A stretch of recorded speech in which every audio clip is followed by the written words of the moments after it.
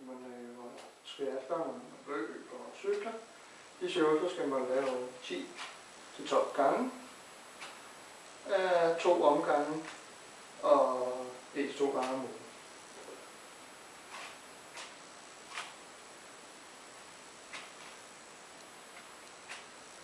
Og man skal lave den med begge ben, men jeg viser de fleste øvelserne kun med det ene ben. Her der bruger man bagloven meget og trækker op. Og så kommer man ned på knæ.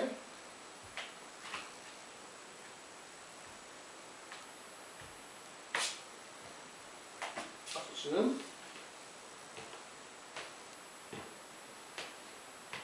Så kommer man med sværd, hvor man kræver balance.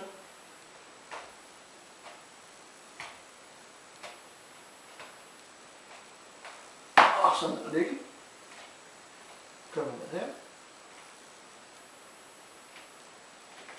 Og en gang. Og den anden gang. Så tager vi benet. Og den modsatte ben.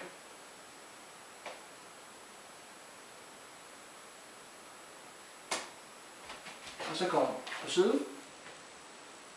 Og den laver man også på den anden side. Kommer ned og ligger. Stræk ben og skubber opad.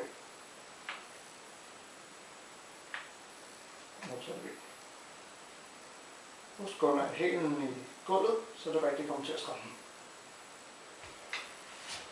Kommer man op på hænderne, strækker det ene ben og kører op.